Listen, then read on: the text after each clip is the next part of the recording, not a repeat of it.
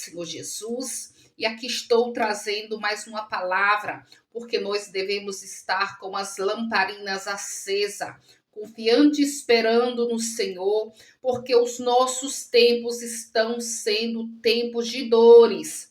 As dores já estão se vendo.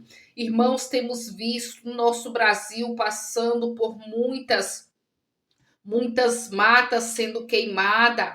As chamas estão devorando o nosso Brasil.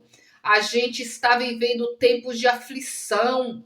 São lagos secando, os rios secando, os tempos das dores está aí.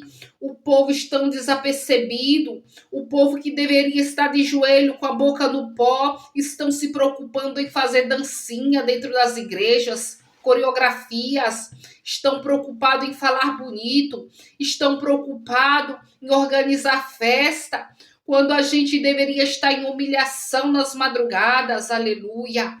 Ontem à noite eu senti uma opressão maligna muito grande e eu dizia: misericórdia, Senhor, essa opressão que eu estou sentindo é tão terrível. E o Espírito Santo me dizia: você ainda não sabe o que está por vir. Você ainda prepara-te, porque você ainda não está entendendo o que está por vir. É terrível. É terrível. Aleluia. Irmãos, eu quero trazer uma palavra, porque essa palavra o Espírito Santo colocou no meu coração. E eu, quando vou ministrar a palavra, eu oro e eu peço discernimento. Porque os servos de Deus, não pode trazer a palavra de qualquer jeito. Ele tem que ser direcionado pelo Espírito Santo. Porque é o Espírito Santo que tem que falar através de nós. Porque você vê quando os servos provêm de Deus e quando são palavras da carne, proveniente carnalmente. Quando fala carnalmente, dá para ver. Porque a essência do Espírito Santo, ela mostra quem você é, ela fala através de você, ela flui através de você. Amém? Deus seja louvado. O Espírito Santo colocou essa palavra no meu coração, no livro de Naum, e diz assim, Naum 1, e diz assim a palavra: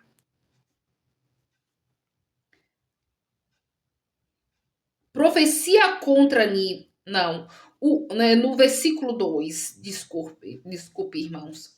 O Senhor é Deus zeloso e vingador. O Senhor toma vingança contra os seus adversários e guarda a ira contra os seus inimigos. O Senhor é traidor em irar-se, mas grande em poder, e ao culpado não tem por incente.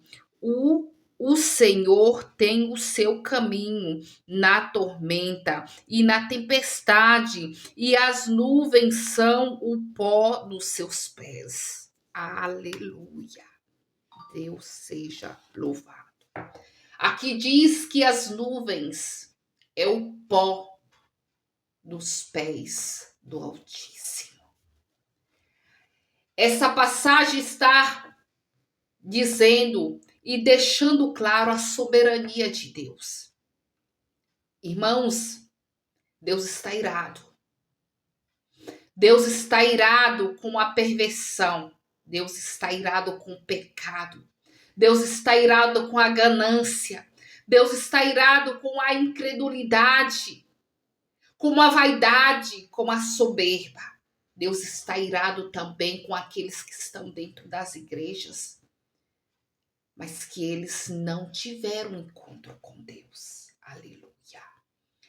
Irmãos, eu quero deixar bem claro aqui que muitas pessoas dizem que se converteu a Cristo e elas dizem que é crentes, mas tem uma diferença muito grande em ser crente e em ser servo.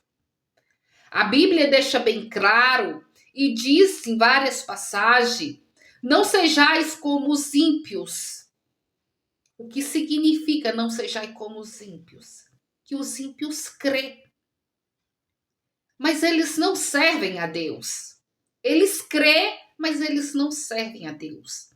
E qual é a diferença daqueles que têm uma vida de comunhão com Deus? Aqueles que são servos de Deus. Eles são transformados. Eles são purificados. Quando o Espírito Santo atua através de alguém, o Espírito Santo retira tudo aquilo que já não te pertence mais. O mundo já não está mais em ti. Nós vivemos no mundo, mas o mundo já não está mais dentro de nós. Porque nós já não temos mais desejo pelas coisas mundanas, mas desejamos viver em santificação, em retidão. Ali eu quero falar por experiência própria. Quando eu me converti ao Senhor, eu passei 2 anos de tratamento. 2 anos eu fui tratada pelo Espírito Santo. E nesses 2 anos eu passei em santificação, em mortificação, jejum e oração nas madrugadas. E foi o período onde eu afrontei batalhas espirituais tão grande que as pessoas não podem nem imaginar. Os conflitos espirituais são muito reais. Foi o período que eu passei por provações. 2 anos. Eu jejuava e eu orava. Eu jejuava e eu orava. E embora foi o período mais difícil da minha vida, foi a melhor experiência que eu tive na presença de Deus. Porque ali eu pude contemplar o Espírito de Deus atuando. Eu pude contemplar o poder de Deus. Eu tive arrebatamentos espirituais que eu ainda nunca falei aqui no vídeo. Mas um dia eu irei contar. Tudo tem o seu tempo. Eu tive arrebatamento de espírito e tive arrebatamento de espírito e eu tive arrebatamento de sentido. Um dia eu vou fazer um vídeo explicando qual é a diferença entre arrebatamento de espírito e arrebatamento de sentidos. É quando os seus olhos são abertos enquanto você está acordado. O arrebatamento de espírito do seu corpo, o seu espírito é retirado do seu corpo. Eu vou fazer um vídeo falando sobre isso, mas sobre a experiência pessoal que eu tive em todas as vezes que eu tive diversos arrebatamentos de espírito e de sentido. Amém? Deus seja louvado. O foco da mensagem de hoje é: Deus está irado. Deus está irado para juízo. E aqui está dizendo, porque muitas pessoas dizem sempre: Deus é amor, Deus é amor, Deus é amor, mas ele também é um Deus que se ira. Deus também é um Deus que se ira. Tanto que quando Jesus veio sobre a terra, em diversas vezes Deus se irou. Então, muitas passagens diz: Deus está irado com a mão estendida para juízo. Então Deus também se ira. Ele é amor, mas ele também é justiça. E essa passagem está falando exatamente sobre isso, sobre a ira de Deus, sobre o quanto Deus está desgostoso com a nossa nação.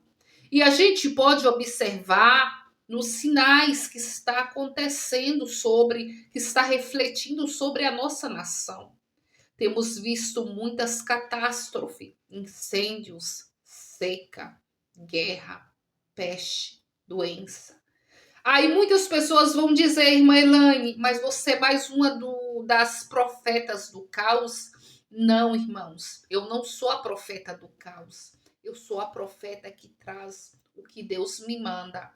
Eu sou aquela que traz a palavra de advertência, porque Deus separou os seus profeta, para que eles pudessem trazer advertência, para que o povo possa se arrepender, para que o povo não possa ser enganado. Deus, quando enviava os seus profetas, Deus enviava e dizia: vai e fala ao povo que eles estão em pecado, que eles precisam se arrepender. Deus envia os seus profetas, Deus envia Jonas e diz: vai a Nínive e acusa o pecado daquela nação, porque chegou até a mim. É essa a função dos profetas de Deus, trazer advertência. Jonas não queria ir levar advertência àquele povo, porque aquele povo era o inimigo do povo de Nínive. Eles haviam feito muita perversidade, então Jonas não queria ir até ali. Mas Deus é compassivo e misericordioso. Deus não vê a sua culpa. Deus não vê o que você já fez. Mas Deus vê você com a possibilidade de que você possa se arrepender, de que você possa chegar num nível de arrependimento. Porque se Deus nos visse com os olhos de condenação pelo que nós fizemos, nós já estaríamos condenados, porque a palavra diz que não há um justo sobre a terra. E se não há um justo sobre a terra, nós já estaríamos todos condenados. Mas Deus é misericordioso, embora ele se ira. Embora Deus ele se ira, ele dá a oportunidade para que nós podemos nos arrepender. Deus não tem prazer na destruição do ser humano. Deus não tem prazer na destruição da humanidade.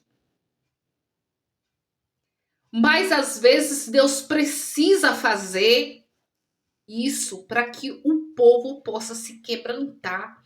Se vamos observar, quando o povo de Israel pecava e fazia mal diante dos olhos de Deus, o que o Senhor fazia?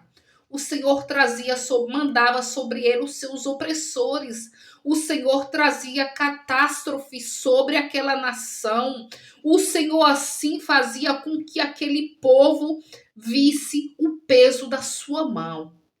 Então o povo, conhecendo a soberania do Altíssimo, ele se arrependia e eles voltavam a se humilhar diante de Deus. Em diversas passagens, Deus envia os seus profetas e dizem: vai, acusa o pecado do meu povo. E o Senhor diz a Isaías, e diz ao meu povo: volte para mim. Aleluia. Nós temos um Deus tão zeloso, como diz essa passagem. Diz: o Senhor é Deus zeloso e vingador. Ele é zeloso.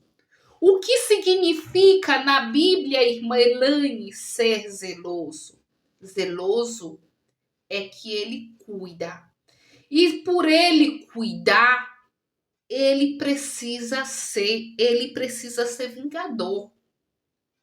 Essa passagem ela é tão completa e ela é tão rica de detalhes que só quem não tem discernimento de espírito não consegue compreender o que a palavra está dizendo.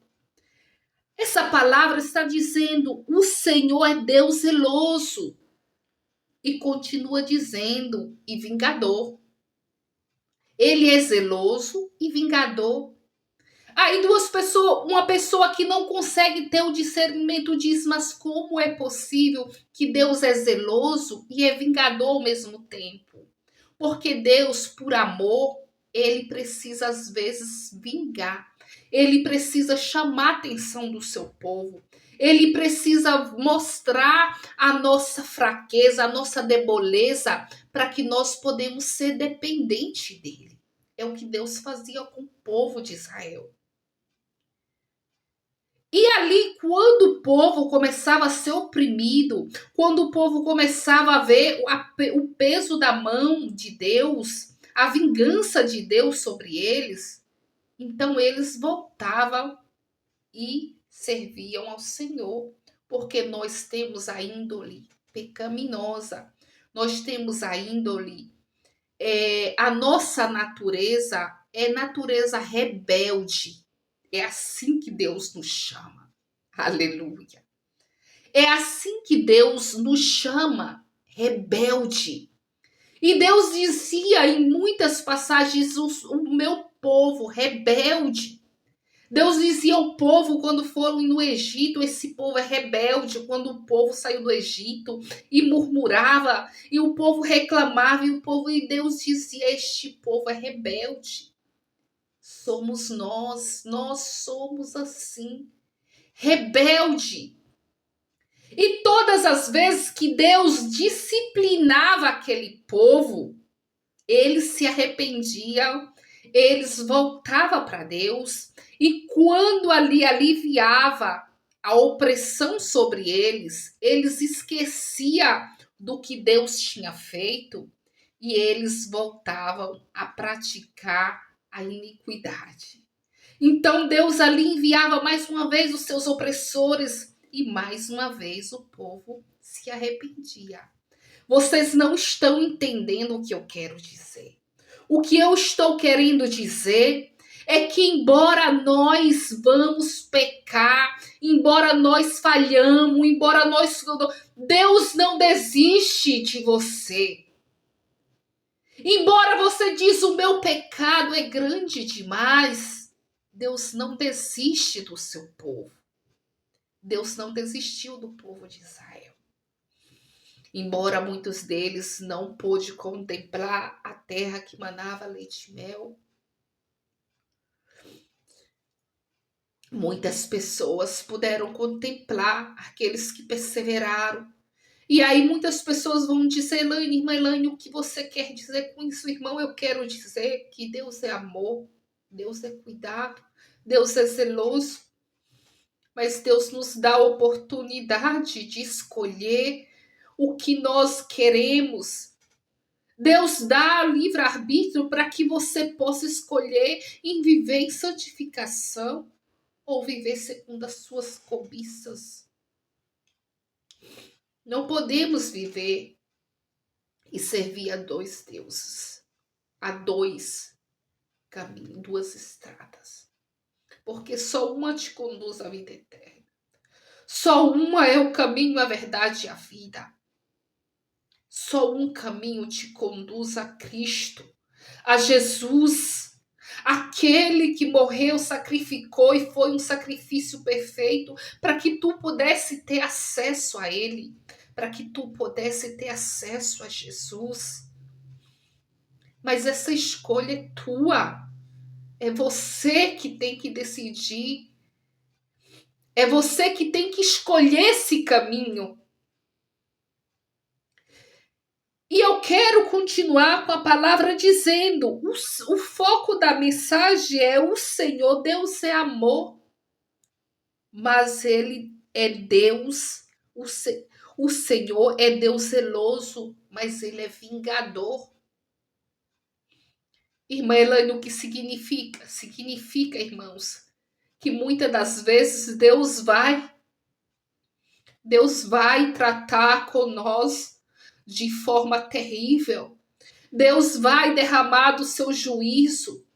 Deus vai derramar da sua ira, do seu cálice do furor. A Deus diz: a minha espada está molada e afiada, pronta para ser usada. O que significa juízo? Isso tudo é juízo. O que está acontecendo na nossa nação é profecias bíblicas se cumprindo e a ira de Deus se acendendo contra as nossas iniquidades, contra a nossa rebeldia, contra o pecado, porque Deus nos ama, mas Deus odeia o pecado. E quando nós não voltarmos, não nos nos arrepender das nossas iniquidades, ele vai estar irado. Ele vai estar pronto para juízo. E por que Deus faz isso? Porque nós somos perversos de alma e de coração, muitas vezes. E para que nós, às vezes, descemos do pentestal que muitas pessoas têm, para que nós venhamos ter humildade e reconhecer a soberania e a misericórdia de Deus, muitas das vezes Deus precisa tratar conosco. E de forma terrível. Temos visto muitas tragédias, muitas mortes. Observe os sinais, reflita na palavra. Eu estou trazendo essa advertência porque o Espírito Santo disse: hoje você vai levar uma palavra.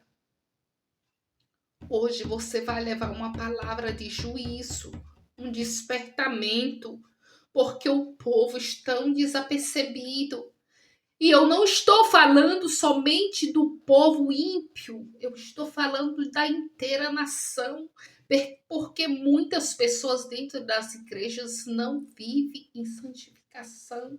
Muitas igrejas não olhar a placa de igreja. Observe a santificação, a vida de comunhão, como é que você vive diante de Deus. Irmãos, tem dias que eu não frequento a igreja e eu sou cheia da unção de Deus dentro da minha casa. Deus não olha templo. Deus não olha a placa de igreja, mas Deus olha a intenção do seu coração. Deus olha você, Deus vê o teu íntimo, a tua intenção. Aleluia. Eu sou tão cheia de Deus dentro da minha casa, porque eu tenho uma vida de intimidade dentro e fora da igreja. Muitas pessoas vão para a igreja, oh glória, aleluia, que benção! E chega dentro da sua casa, ele está morto espiritualmente. Você vai na igreja e você vê aquele fervor, aquele gritos, aleluia, oh glória, pula, salta. E quando chega dentro da sua casa, ele está vazio, a sua alma está seca, ele não dá glória dentro de casa. Ele até se esquece de agradecer pelo pão de cada dia que Deus deu a ele. Ele espera ir para a igreja para ser cheio, quando ele pode ser cheio dentro do ônibus, quando ele pode ser cheio dentro de casa, na escola, no trabalho. Você não precisa estar gritando o tempo todo, oh glória, mas você pode buscar Deus em espírito. Eu, quando estou lavando as minhas louças, eu falo com Deus em espírito.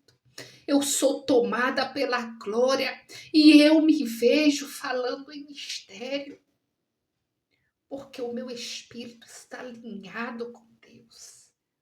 Aleluia. Muitas pessoas vão dizer: Melanie, você fala de você. Eu estou falando da minha vida de intimidade. Eu estou falando da minha vida de intimidade com Deus. Se quisermos ter uma vida em abundância, cheia da unção e da presença, essa unção a gente tem que ser constante. Você não precisa ir dentro da igreja para buscar Deus, você tem que buscar Deus em todas as situações. Deus não vive em templo feito por mãos de homens, mas Deus vive em nós. E se o Espírito Santo fala através de mim, eu tenho que estar cheia de Deus sempre. Muitas das vezes eu vou estar desanimada, sim. Muitas das vezes eu vou estar fraca na fé, sim. E quando isso acontece, o que eu preciso fazer para me renovar no Senhor?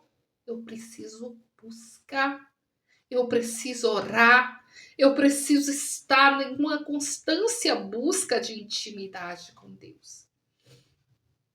É assim a vida de uma pessoa que vive em santificação. É uma busca constante, é provações constantes, é renúncia constante. Irmã Elane, muitas pessoas arrotam santidade, meus irmãos, aquelas pessoas que dizem arrotar santidade não é santidade, elas estão arrotando soberba, elas estão arrotando olhos altivos, elas estão se exaltando. Não é santidade, porque santificação não é você se exaltar, mas é você se diminuir.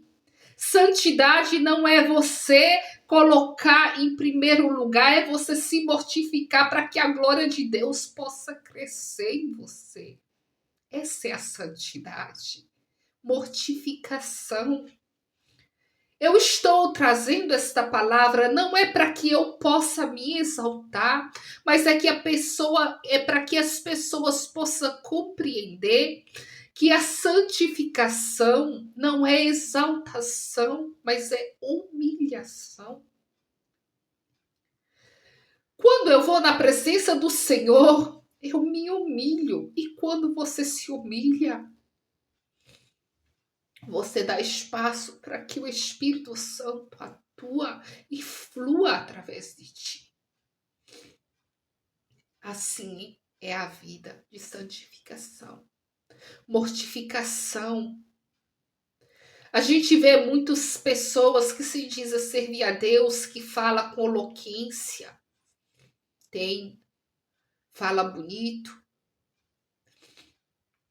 porque o Espírito Santo dá unção e autoridade, mas você pode ver nela a exaltação.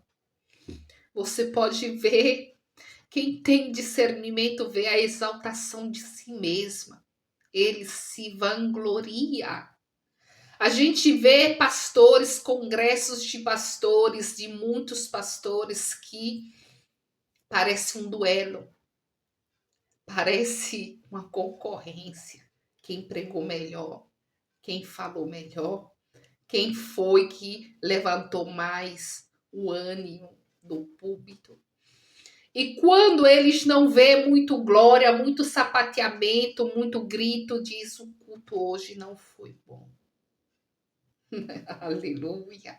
Ah, Jesus, tu és tremendo. Não é que o culto não foi bom.